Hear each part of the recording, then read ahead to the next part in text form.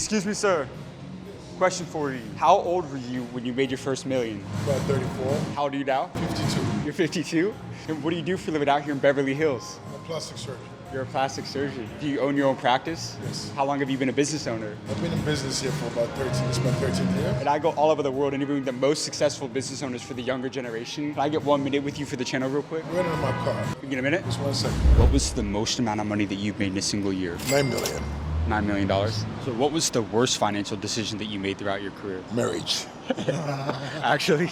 Marriage, marrying the wrong person. I love the Bible. It said, for you to do well in life, it's part of God's principle. It's partners to be there equally yoked. Let's say a young entrepreneur is dating right now. What's the biggest red flag that you would look out for to tell you that that's not the right person for you? It's not the right person if you guys don't share the same faith, period. You have to share the same You have to share the same faith because, sharing the same faith, that means your values are in alignment.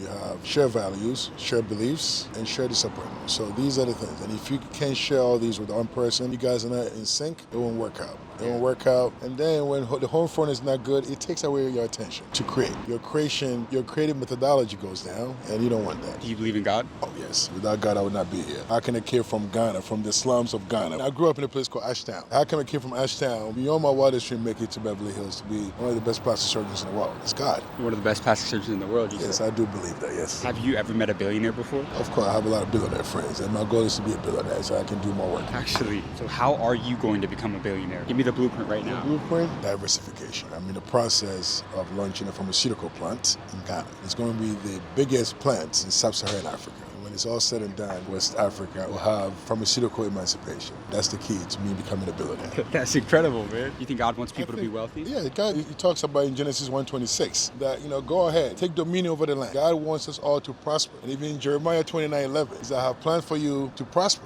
So God wants all to prosper, okay? It's not about money, because some people are prosperous financially, and some people are prosperous in different avenues. So God is the ultimate giver of wealth. My man, that was amazing, my friend. Excuse me, sir. Sir, what did you do to become wealthy? I actually roll burritos for a living. You roll burritos? I do. What do you mean? I'm the CEO of Chipotle Mexican Grill. You're the CEO of Chipotle? I am. Do you think I could interview you real quick? I go all over the world interviewing the most successful people for the younger generation. Can I get 1 minute with you for Sure. Let's do it. Is that okay? Yeah, of course. Did you come from a lot of money? I did not. So you didn't have rich parents? I grew up in very humble beginnings. How humble? My first job was at a McDonald's restaurant flipping burgers. My high school career I spent washing dishes. We had to earn money. So you went from dishwasher to the CEO of one of the biggest companies in the world? Pretty much. How in the world does that happen? Whether you recognize it or not, you're building a reputation within your industry. But I would tell you, you're always interviewing. And whether you think others are watching or not, believe me, they are. You will be judged on your ability to drive performance. And I'll tell you, you earn credibility by delivering results. I always say that credibility kills all bad attitudes. It sure does. Everyone celebrates the winners. You know how you network with successful people? Become successful. There you go. Let me I ask you love this. it. What is Chipotle going to do in revenue this year? We'll push close to $13 billion this year in annual sales, which is really incredible for our organization. We still feel like we can double that over the next 5 to 10 years. How is that possible? Just through growth and scale, both in organic restaurant growth, individual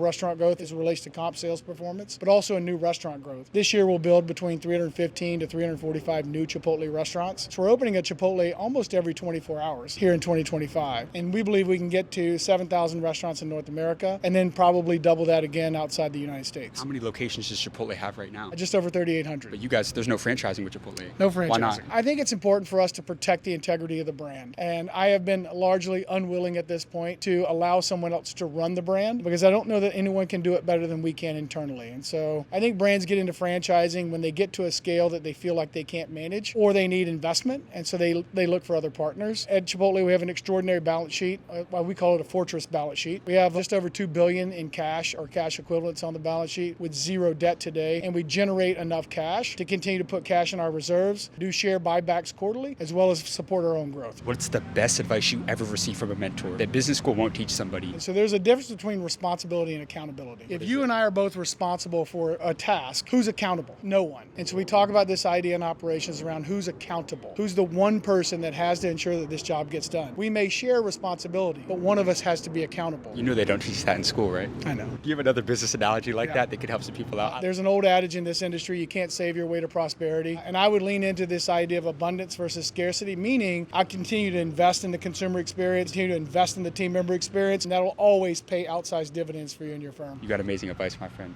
Thank you. Thank you so much for your time. I appreciate you. Good spending time with you guys. What's your name? Scott. Scott, great to meet you. Yeah, good to meet you, bro.